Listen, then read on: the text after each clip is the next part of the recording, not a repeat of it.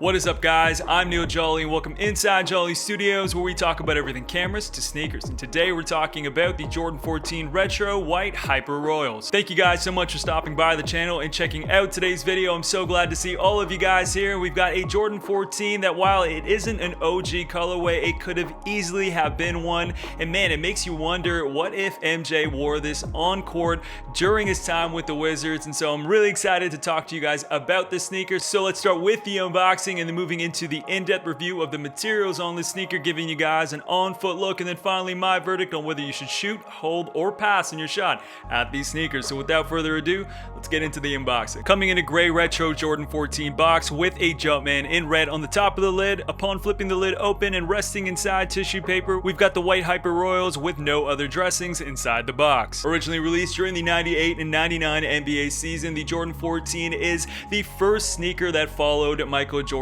second retirement, and Michael did wear the Jordan 14 on court. If you did watch the Last Dance docu-series, then you probably saw these sneakers quite a bit, and it has been said that MJ loved the 14 so much that he was using them in practice. And then of course this sneaker was the sneaker MJ wore on court during his last game with the Bulls in the finals, and the sneaker he took his last shot in, and that was a colorway that was released and is probably one of the more highly coveted Jordan 14s of all time. But like I said, this is not an OG colorway, but really does make you think about his time with the Wizards with that Hyper Royal. Man, these probably would have looked so nice with that Wizards uniform. I know it's like such a weird time when you do see MJ in a Wizards jersey. It's still, to me, I remember I was probably like 10 or 11 when he moved to the Wizards and joined the Wizards organization. Really weird seeing him in that uniform, and that was when he came out of his second retirement, played with the Wizards, and then called it a career officially. But this sneaker right here is a really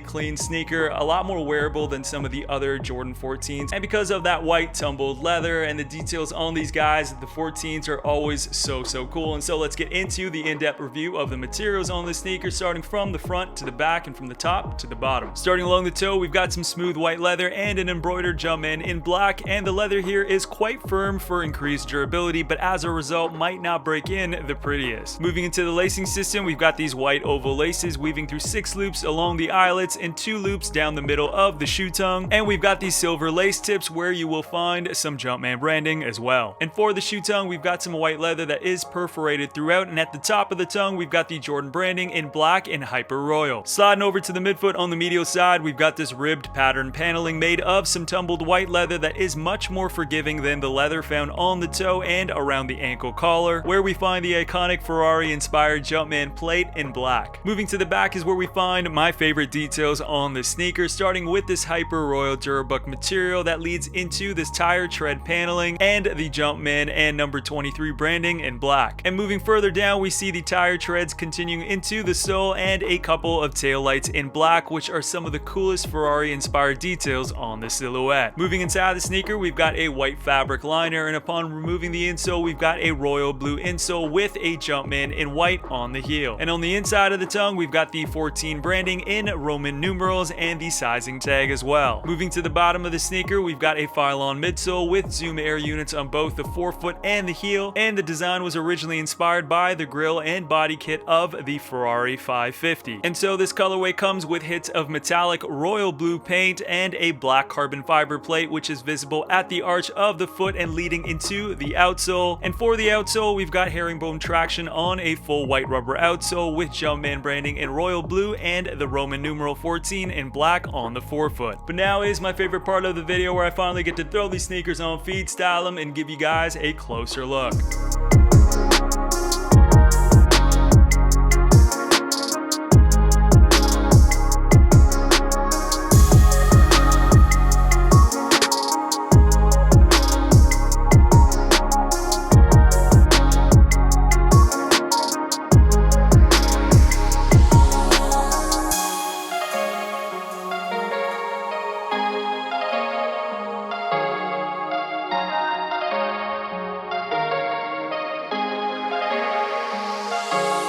When it comes to sizing, the Jordan 14 Retro White Hyper Royals are advised to fit true to size, and I'd agree. I picked up a size 9.5 US, which is my standard size, and these fit comfortably on my feet. And these did retail for a price of 190 USD, and for us here in Canada, 250 Canadian. And on the day of their release, I believe these were sold out and have now sold out on all retail locations and are only available on the resale market. And so I've left a direct link in the description box below to a website like StockX where you can check prices on where they're at on the resale market and potentially pick up a pair for yourself. And now is a part of the video where I make my case for whether you should shoot, hold, or pass in your shot at these sneakers, with shoot being picking these sneakers up at their current retail price, hold being potentially waiting for them to go on sale or another opportunity to pick them up, and pass being that these sneakers might not be for me or for you, but for somebody else. And when it comes to the Jordan 14 Retro White Hyper Royals, if you've never owned a pair of 14s but have been waiting for a colorway that is clean and versatile,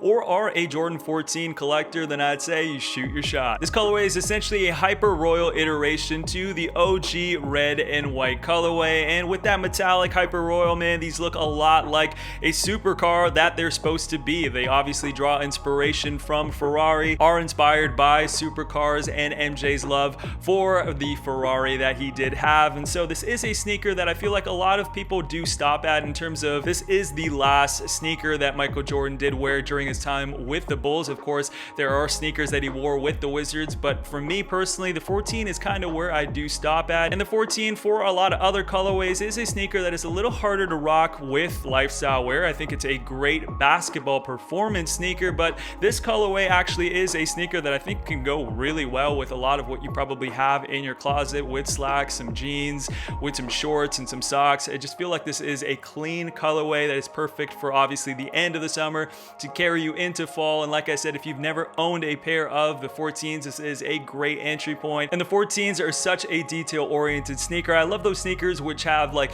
hidden messaging or hidden branding, things that you kind of have to look up and find out why they are where they are or what they mean. And like I said, this is Ferrari inspired, and so you've got a Jumpman branding that kind of looks like the Ferrari logo. You've got the tire tracking with those tail lights as well on the back of the sneaker. Just really, really nice details. And if you've got a sports team that's got the same sort of color scheme like the Toronto Blue Jays, for me, man, these are a perfect game day sneaker, and honestly are probably my favorite 14s ahead of the Toros that have dropped this year. But now I'd love to hear from you guys. What are your thoughts on the 14 White Hyper Royals? Is this a shoot, hold, or a pass for you guys? Let me know in the comment section below, and I'd love to connect with you guys there. Please hit that like button if you enjoyed today's review, and if you really liked it, I hope that you will subscribe and join the community here on this channel, because we've got a lot more sneaker videos that are on the way. But that's all for me today, guys. Thank you so much for watching. You can catch me over at Neal Jolly for all things social. I'm so grateful for all of your time and support, and I'll catch you guys in the next video.